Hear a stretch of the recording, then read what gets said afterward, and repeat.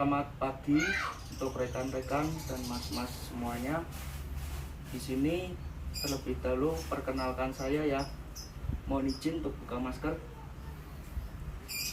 Perkenalkan, saya dari mahasiswa Universitas Semarang, program KKN 2022 Back to Village.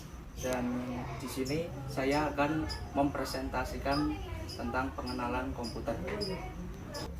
Pengenalan komputer di sini terdiri dari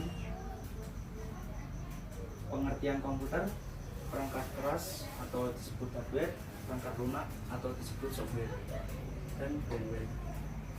Untuk pengertian komputer sendiri, komputer adalah peralatan elektronik yang dimiliki kemampuan mengolah data, menghasilkan informasi yang bermanfaat bagi manusia. Untuk menggunakan komputer diperlukan hardware, software, dan firmware. Semua masukan yang diterima komputer disebut data, huruf, angka, grafik, diagram, suara, dan sebagainya. Data tersebut diproses oleh CPU atau kepanjangan dari Central Processing Unit untuk kemudian diubah menjadi data biner agar dapat diproses oleh CPU untuk menghasilkan keluaran atau output yang berupa informasi yang dapat membantu kegiatan manusia. Itu yang pertama, hardware. Hardware sendiri didefinisikan sebagai peralatan dalam sistem komputer yang dapat dilihat dan dapat dijamah secara fisik. Secara fungsional, perangkat keras dapat digolongkan sebagai berikut.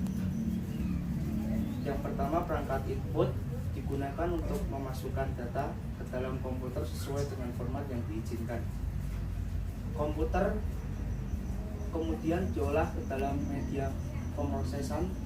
Contoh hardware terdiri dari keyboard, mouse, barcode, reader floppy disk, CD-ROM, drive, USB drive, dan digital kamera mikrofon.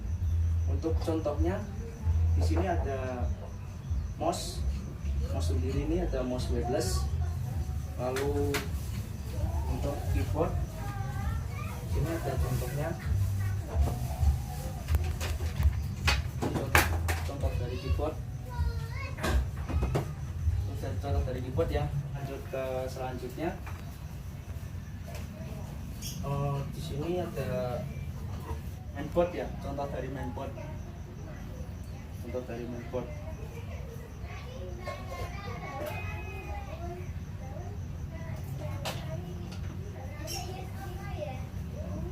Lanjut ke selanjutnya ya.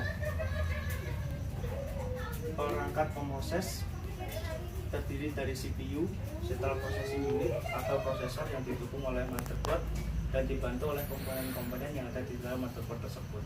Contoh dari CPU seperti ini. Mungkin sudah tahu ya, kebanyakan dari semuanya ya, CPU-nya ya.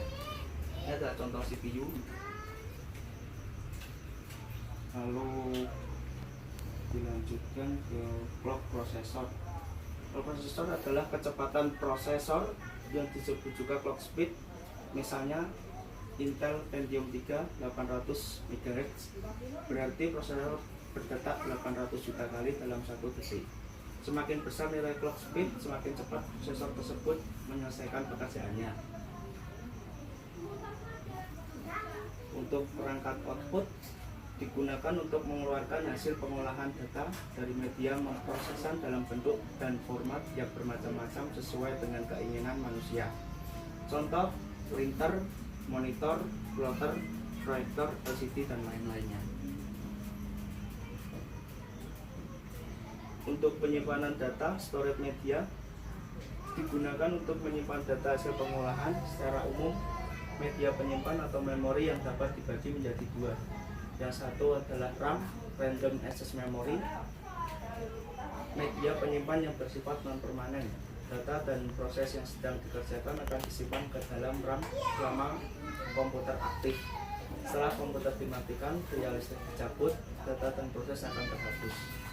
Terdapat macam-macam jenis RAM, diantaranya EduRAM, SDRAM, DDR, SDRAM, dan RDRAM. Dan read only memory atau disebut dengan ROM. ROM hanya digunakan untuk media yang dapat menyimpan data secara permanen dan tidak dapat ubah-ubah lagi. Contohnya CMOS pada rangkaian motherboard di dalam CPU dan bertugas menyimpan instruksi input output dasar yang dikenal sebagai BIOS.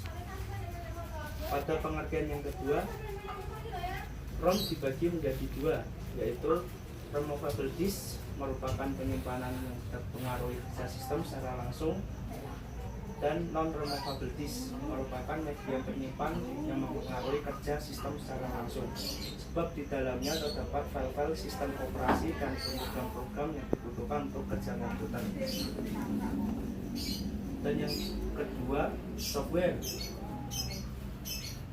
perangkat lunak komputer. Jenis-jenis perangkat lunak: sistem operasi perangkat lunak yang mengendalikan seluruh kerja dari perangkat-perangkat komputer. Contoh: Windows, Linux, Macintosh, Windows, dan lain-lain. Sistem aplikasinya misalnya Microsoft Office, Word, prosesor, CorelDRAW, atau Photoshop, AutoCAD, dan lain-lain.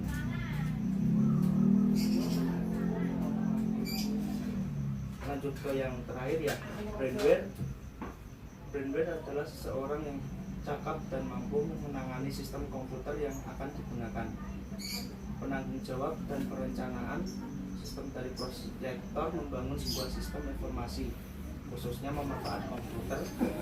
Dan yang kedua, programmer, pembuat dan petugas yang mempersiapkan program-program yang dibutuhkan pada sistem komputerasi dan yang dirancang. Administrator, seseorang yang bertugas mengelola suatu sistem operasi dan program-program yang berjalan pada sebuah sistem jaringan komputer.